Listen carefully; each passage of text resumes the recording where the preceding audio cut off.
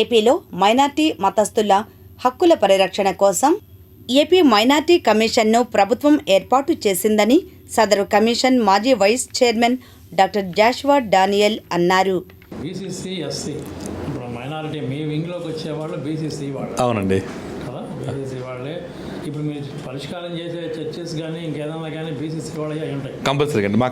మాకు కాన్స్టిట్యూషన్ ఏదైతే ఉందో AP state minorities commission act and regulations, దీంట్లో మాకు కంపల్సరీగా ఆ పిటిషనర్ ఎవరైనా కంపల్సరీగా మైనారిటీ అయి ఉండాలి.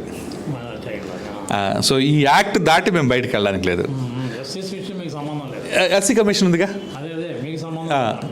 సో ఎస్సీస్కి ఎస్సీ కమిషన్ ఉంది, ట్రైబల్స్కి ఎస్టీ కమిషన్ ఉంది, ఎస్పెషలీ ఫర్ ఉమెన్స్కి ఉమెన్స్ కమిషన్ ఉంది.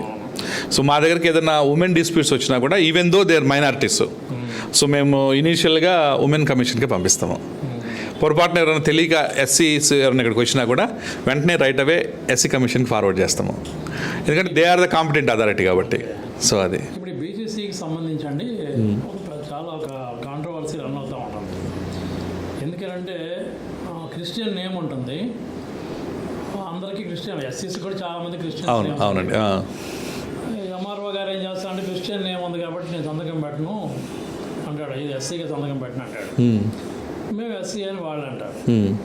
తర్వాత బీసీసీ వాళ్ళు ఏంటి ప్రాబ్లం ఏంటి, కులం ఒకటే, ఉండే సామాజిక పరిస్థితులు ఒకటే, అవును, అన్నీ ఒకటే, సమాజం చూసే చూపు ఒకటే. అవును, మరి ఎస్సీ రిజర్వేషన్ మాకెందుకు ఉండకూడదు అంటారు వాళ్ళు అండి. ఏంటి ఈ సున్నితమైన అంశం మీద మీ అభిప్రాయం ఏంటి? వెల్, ఇది 1950 ప్రెసిడెన్షియల్ యాక్ట్ గురించి మనం మాట్లాడాలండి. 1950లో ఒక ప్రెసిడెన్షియల్ ఆర్డర్ ఒకటి వచ్చింది. ఆ ప్రెసిడెన్షియల్ ఆర్డర్లో ఎవరైతే క్రిస్టియన్ ఫెయిత్ని ఫాలో అవుతూ ఎస్సీస్గా అంటే షెడ్యూల్ క్యాస్ట్ కమ్యూనిటీలో ఉండి క్రిస్టియన్ ఫెయిత్కి ఫాలో అవుతున్న వ్యక్తులందరూ కూడా బీసీసీ కిందకి వస్తారనేది ప్రెసిడెన్షియల్ యాక్ట్.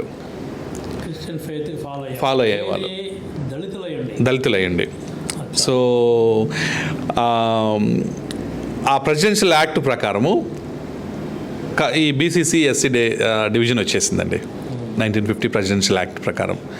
అయితే అది పోవాలి అంటే, ఆ యాక్ట్ పోవాలంటే ఈధర్ పార్లమెంట్ అన్న డెసిషన్ తీసుకోవాలి 2/3 మెజార్టీ తోటి, లేదా అప్పుడుండే ప్రజెంట్ ఉన్న కానీ ఫ్యూచర్లో వచ్చే ప్రెసిడెంట్స్ కానీ వాళ్ళు డెసిషన్ తీసుకోవాలి, ఆ యాక్ట్ని వాళ్ళే చేయాలి.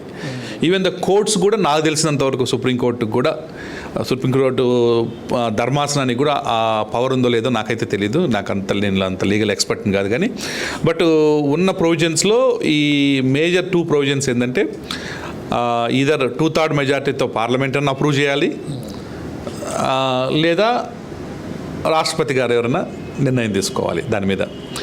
అప్పటి వరకు ఎస్సీ బీసీసీ అనేది అది ఇట్స్ లా, చట్టం. అది ఇంకా ఇక్కడ విచిత్రం ఏంటంటే చాలామంది తెలియదు అసలు ఎస్సీకి బీసీసీకి ఉన్న తేడా తెలియదు.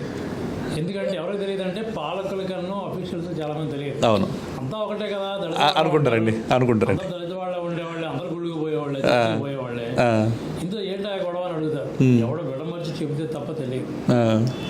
మీ లెక్కలో బీసీసీ ఎంతమంది ఉంటారు? ఇందాక చెప్పిన క్రిస్టియన్ పర్సన్ 2.4% అంటే అండి మనకున్న సెన్సెస్ ప్రకారము ఒక 14 నుంచి 15 లక్షల మధ్యలో ఉంటారండి ఆంధ్రప్రదేశ్లో. 14 నుంచి 15 లక్షల మధ్యలో ఉంటారు. వేరే ఎస్సీలు ఆల్మోస్ట్ 17% దాకున్నారు.